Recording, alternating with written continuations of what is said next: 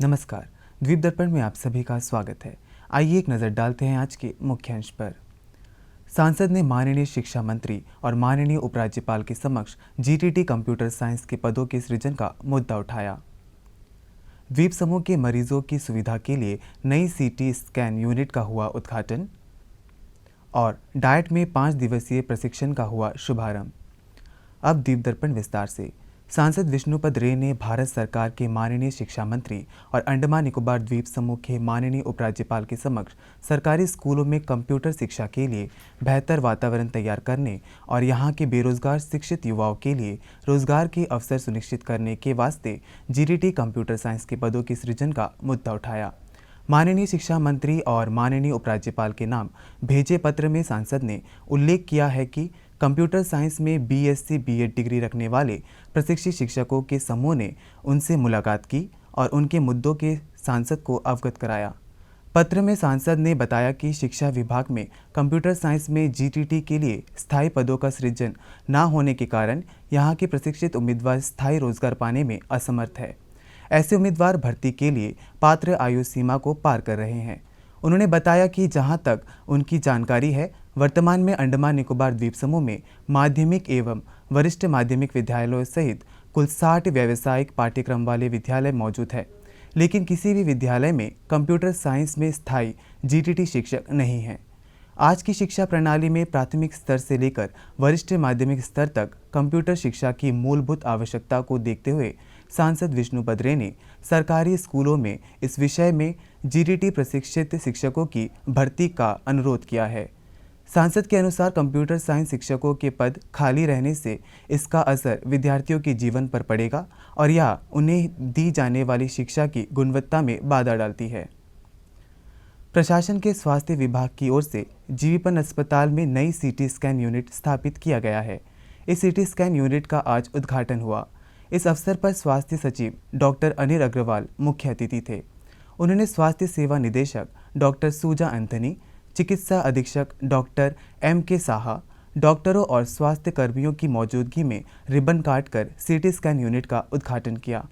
मुख्य अतिथि ने यूनिट का मुआयना किया। स्वास्थ्य अधिकारियों ने सचिव डॉक्टर अनिल अग्रवाल को यूनिट में स्थापित मशीन के बारे में जानकारी दी।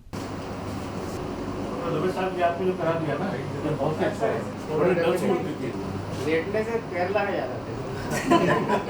अंडमान का भी याद है। But actually have a soothing effect to the organs. This machine. Cardiac safety first. Thoroughly maintain करें and एक आदत बन जाएगी। एक लोगों को भी हैंड होल्डिंग करते हैं। तो एटमॉस्फेयर कैसा है यहाँ, कैसे मेंटेन करना है, मतलब mainland should be readily available. Down the road. Definitely. So let's be clear on that. I will tell my concerned team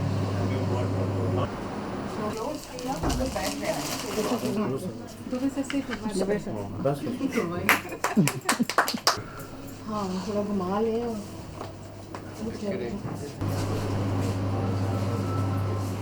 unit के भीतर आयोजित सादे समारोह में डॉक्टर M.K. साहा ने सीटी स्कैन मशीन के बारे में बताया। One of the most important and we were sought after occasions is that to have inaugurations of this 128 slice CT, the thing that we could never imagine in our wildest dream even, to have it in this remote island. It's indeed the entire credit. We are deeply indebted to the NN administrations for showing this magnanimity to procure these close to 10 crore. It's a huge investment, but it was worth its while. That we were in dire need of it for quite some time. But now that it is so costly, we should exercise due restraint while using it. It should be used judiciously by all those. I will request all the faculties to exercise due discretion to recommend CT scan. There is nothing called routine CT, which has often become a rule, just to get a CT done for the heck of doing it.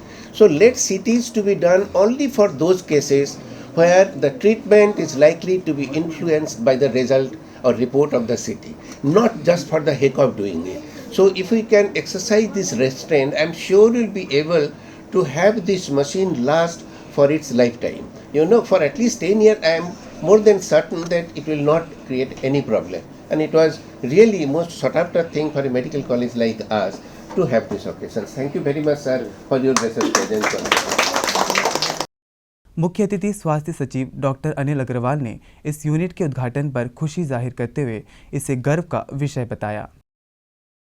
हमारी territory के लिए तो एक बहुत ही matter of pride है, कितनी state of the art 128 slice की CT machine आ गई है और G is one of the best companies in globally. तो जैसे मैंने पहले भी दरख्वास्त की थी कि इसका, और हमारे MS साहब ने भी बोला कि CT स्कैन इसको टूल है हमारा, लेकिन ये मीन्स है, ये एंड नहीं है। तो इनिशियली जो है हमारे जो रूटीन हमारे नॉन इन्वेसिव इन्वेस्टिगेशन है उन्हीं पे जाना चाहिए, जो एक्सरेज वगैरह पे, और CT और स्कैन को वही यूज़ करें जिनको एक्चुअली सिलेक्टिव जिनको यूज़ करना है। That is one. सेकेंडली ये कि MRI का भी आप लोगों से कहना चाहेंगे, इसकी रिपेयर के लिए भी कहीं CSR में भी हम लोग रिक्वेस्ट कर रहे हैं, कहीं ना कहीं इनिशिएटिव कर रहे हैं और नई मशीन लाने की भी कोशिश कर रहे हैं, जिससे कि सॉफ्ट टिश्यू के लिए हमारे नॉन इन्वेसिव इन्वेस्टिगेशंस में थोड़ा बेटर हमें मिल पाएगा।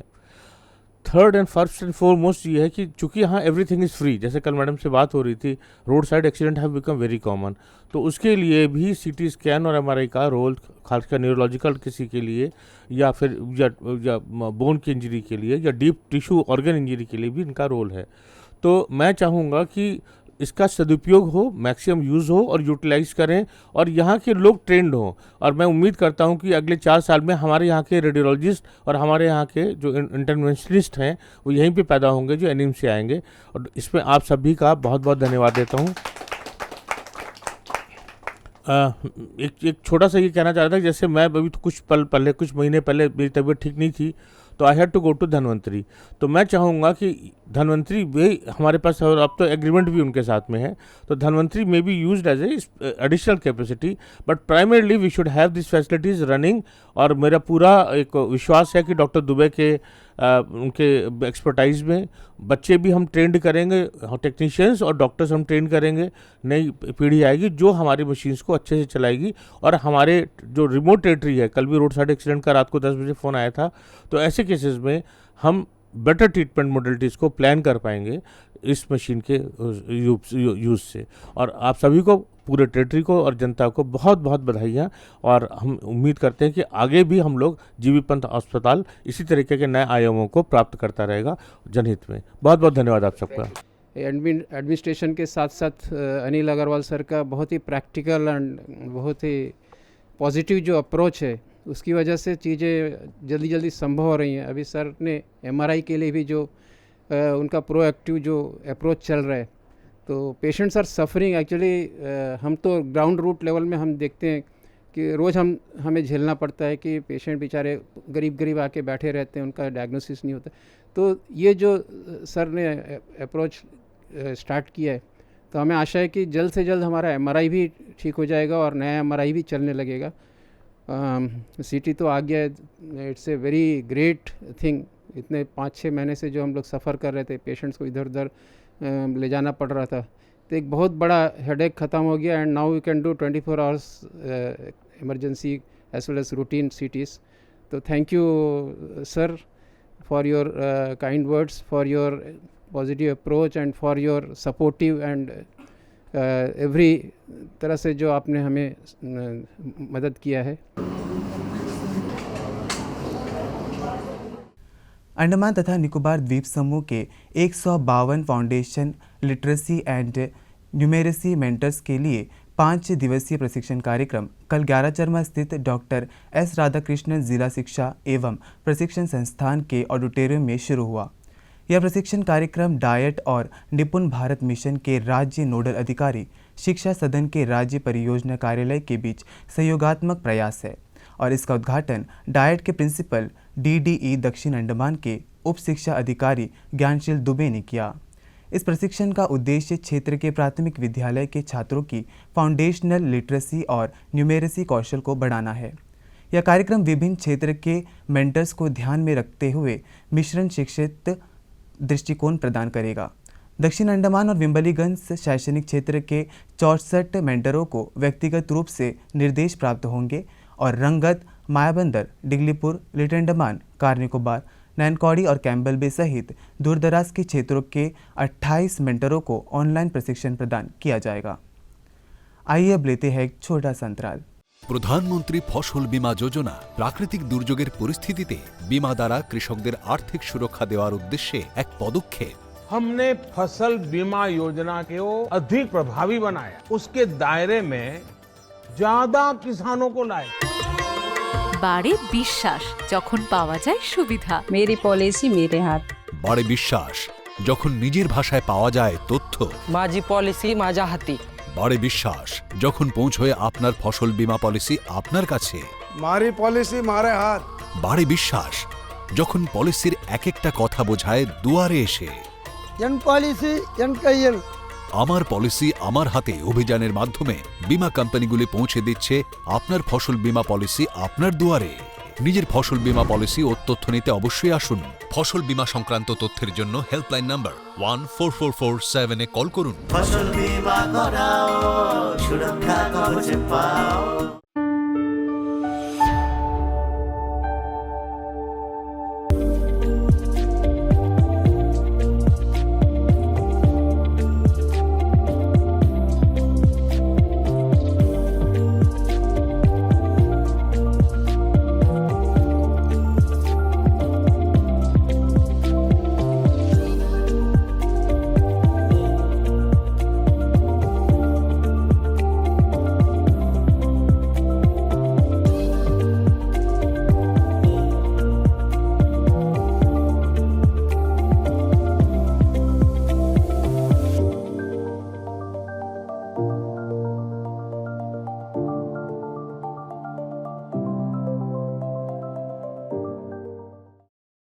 स्टार्टअप महाकुंभ का दूसरा संस्करण 3 से 5 अप्रैल तक नई दिल्ली के भारत मंडपम में आयोजित होगा।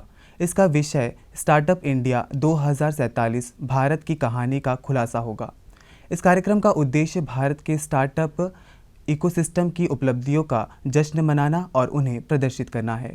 स्टार्टअप महाकुंभ में ज़मीनी स्तर पर नवाचार और उद्यमिता को बढ़ावा देने के लिए सत्र, प्रदर्शक और क्षमता निर्माण कार्यशालाएं शामिल होंगी। यह मंत्र राज्य केंद्र शासित प्रदेश के स्टार्टअप को निवेशकों, नीति निर्माताओं और वैश्विक खिलाड़ियों के साथ जुड़ने और समावेशी विकास तथा नवाचार को बढ़ावा देने का एक अनूठा अवसर भी प्रदान करेगा। इच्छुक स्टार्टअप से अनुरोध किया गया है कि वे आगे की जानकारी के लिए किसी भी कार्य दिवस में सवेरे 9 बजे से शाम 5 बजे के बीच अंडमान तथा निकोबार प्रशासन के उद्योग निदेशालय से संपर्क करें। पर्यटन विभाग राष्ट्रीय जीवन रक्षक सोसाइटी के साथ समन्वय में मार्च के पहले सप्ताह में श्री विजयपुरम में स्थानीय युवाओं के लिए जीवन रक्षक कौशल विकास प्रशिक्षण पर 7 दिवसीय कौशल विकास प्रशिक्षण कार्यक्रम आयोजित करेगा। नियमों और शर्तों के साथ आवेदन डाउनलोड किया जा सकता है। प्रशिक्षण के लिए पात्रता मानदंड किसी भी विषय में 12वीं पास है और उम्मीदवार को 15 मिनट के भीतर 500 मीटर तैरने में सक्षम होना चाहिए। प्रशिक्षण के लिए कुल 50 सीटें उपलब्ध है। चयन के मापदंडों और बुनियादी तैराकी अनिवार्य योग्यता कौशल परीक्षण 10 अंकों में पैमाने पर स्व अंकन, चिकित्सा प्रमाण पत्र, क्षतिपूर्ति पत्र और स्व घोषणा प्रमाण पत्र शामिल है। आवेदन प्राप्ति की अंतिम तिथि 28 फरवरी है। प्रशिक्षण कार्यक्रम के लिए कोई DA/TA या आवास उपलब्ध नहीं कराया जाएगा। आइए अब लेते हैं एक छोटा सा अंतराल। প্রধানমন্ত্রী ফসল বীমা যোজনা প্রাকৃতিক দুর্যোগের পরিস্থিতিতে বীমা দ্বারা কৃষকদের আর্থিক সুরক্ষা দেওয়ার উদ্দেশ্যে এক পদক্ষেপ। हमने फसल बीमा योजना को अधिक प्रभावी बनाया, उसके दायरे में ज्यादा किसानों को लाए। বাড়ে বিশ্বাস যখন পাওয়া যায় সুবিধা। मेरी पॉलिसी मेरे हाथ। বাড়ে বিশ্বাস যখন নিজের ভাষায় পাওয়া যায় তথ্য। माझी पॉलिसी माझ्या हाती। বাড়ে বিশ্বাস যখন পৌঁছয় আপনার ফসল বীমা পলিসি আপনার কাছে। मारी पॉलिसी मारे हाथ। বাড়ে বিশ্বাস যখন পলিসির এক একটা কথা বোঝায় দুয়ারে এসে। एन पॉलिसी एन कैयल। আমার পলিসি আমার হাতে অভিযানের মাধ্যমে বীমা কোম্পানিগুলি পৌঁছে দিচ্ছে আপনার ফসল বীমা পলিসি আপনার দুয়ারে। নিজের ফসল বীমা পলিসি ও তথ্য নিতে অবশ্যই আসুন। ফসল বীমা সংক্রান্ত তথ্যের জন্য হেল্পলাইন নাম্বার 14447 এ কল করুন। ফসল বীমা করাও, সুরক্ষা কবচ পাও। स्थानीय सांस्कृतिक संगठनों को अनुदान सहायता के लिए अंडमान तथा निकोबार द्वीप समूह नियम में निहित प्रावधानों के अंतर्गत अंडमान तथा निकोबार द्वीप समूह के इच्छुक स्थानीय सांस्कृतिक संगठनों से कला एवं संस्कृति, राष्ट्रीय एकता, सांप्रदायिकता, सद्भाव, भाईचारे की गतिविधियों को बढ़ावा देने के लिए अनुदान सहायता के रूप में वित्तीय सहायता के लिए आवेदन आमंत्रित किए गए हैं। सांस्कृतिक संगठनों को संबंधित विवरण एवं सहायक दस्तावेजों के साथ अपने आवेदन प्रस्तुत करने के लिए कहा गया था। जवाब में 15 सांस्कृतिक संगठनों ने अपने आवेदन प्रस्तुत किए हैं। सांस्कृतिक संगठनों द्वारा प्रस्तुत दस्तावेजों की जांच 26 फरवरी के आदेश के तहत गठित जांच समिति द्वारा की गई, जो स्थानीय सांस्कृतिक संगठनों को सहायता अनुदान के लिए अंडमान तथा निकोबार द्वीप समूह नियम के प्रावधानों पर आधारित थी। सांस्कृतिक संघों द्वारा की गई गतिविधियों के विवरण की जांच करने के बाद समिति ने 14 स्थानीय सांस्कृतिक संघों को 25,000 रुपये प्रति व्यक्ति की दर से GIA जारी करने की सिफारिश की। प्रशासन की शिक्षा विभाग की पहल पर स्कूल में शतरंज कार्यक्रम कल प्राथमिक छात्रों के लिए विम्बलीगंज शैक्षणिक अंचल के अंतर्गत कन्यापुरम स्कूल में शुरू हुआ। विम्बलीगंज स्कूल के प्रधानाचार्य अब्दुल सलीम ने विम्बलीगंज के उप शिक्षा अधिकारी डॉक्टर मनोहरन, प्रधानाध्यापिका और शिक्षा विभाग के अन्य अधिकारियों की मौजूदगी में कार्यक्रम की औपचारिक शुरुआत की। प्रधानाचार्य ने खेल की लागत, प्रभावशीलता और सुलभता पर जोर दिया और छात्रों को समर्पण के साथ शतरंज को अपनाने के लिए प्रोत्साहित किया। विम्बलीगंज के उप शिक्षा अधिकारी ने छात्रों को कार्यक्रम का लाभ उठाने के लिए प्रेरित किया और छोटे बच्चों में शतरंज को बढ़ावा देने के लिए विम्बलीगंज क्षेत्र के लिए एक अंतर विद्यालय शतरंज टूर्नामेंट आयोजित करने की योजनाओं के बारे में जानकारी दी। और अब मौसम। अंडमान तथा निकोबार द्वीप समूह के 1 या 2 स्थानों पर कल गरज के साथ बिजली गिरने की आशंका व्यक्त की गई है। 27 फरवरी तक अंडमान सागर पर 30 से 40 किलोमीटर प्रति घंटे की रफ्तार से तेज सतही हवा चलने और उसके बढ़कर 50 किलोमीटर तक पहुंचने की आशंका जताई गई है। इस दौरान समुद्र अशांत रहेगा। मछुआरों को 27 फरवरी तक समुद्र में ना जाने की सलाह दी गई है। मौसम केंद्र श्री विजयपुरम से आज वार्निंग जारी करी गई है, जिसमें आज के दिन के लिए हैवी रेन, थंडर स्टॉर्म और लाइटनिंग के साथ में हैवी रेन होने की संभावना है, जारी करी गई है। और कल के लिए थंडर स्टॉर्म और लाइटनिंग के लिए वार्निंग चेतावनी जारी करी गई है, जिसमें उसके साथ साथ हमारे जो मछुआरे हैं, मछुआरों के लिए भी ये समुद्र की स्थिति उग्र से अति उग्र और विंड स्पीड 30 से 40 किलोमीटर प्रति घंटा तथा 50 किलोमीटर प्रति घंटा तक जा सकती है। उसके लिए मछुआरों को सलाह दी जाती है कि वो 25 फरवरी से 27 फरवरी तक समुद्र में ना जाएं। अंतर्द्वीपीय जलयान यात्रा संबंधी सूचना। MV रानी लक्ष्मी स्वराजद्वीप और लॉन्ग आइलैंड होते हुए रंगत की यात्रा पर कल सवेरे 6 बजे श्री विजयपुरम से प्रस्थान करेगा और इसकी वापसी उन्हीं रास्तों से होते हुए कल दिन में 12 बजे श्री विजयपुरम के लिए होगी। MV बाराटांग शहीद द्वीप की यात्रा पर कल सवेरे 6:30 बजे श्री विजयपुरम से प्रस्थान करेगा और इसकी वापसी कल ही सवेरे 8:45 पर शहीद द्वीप से श्री विजयपुरम के लिए होगी। MV बम्बूका स्वराजद्वीप की यात्रा पर कल सवेरे 6:30 बजे श्री विजयपुरम से प्रस्थान करेगा और इसकी वापसी कल ही सवेरे 9 बजे स्वराजद्वीप से श्री विजयपुरम के लिए होगी। MV हडबे शहीद द्वीप, स्वराजद्वीप, स्ट्रेट आइलैंड, कदमतला और लॉन्ग आइलैंड होते हुए रंगत की यात्रा पर कल सवेरे 7 बजे श्री विजयपुरम से प्रस्थान करेगा और इसकी वापसी अगले दिन सवेरे 7 बजे उन्हीं रास्तों से होते हुए रंगत से श्री विजयपुरम के लिए होगी।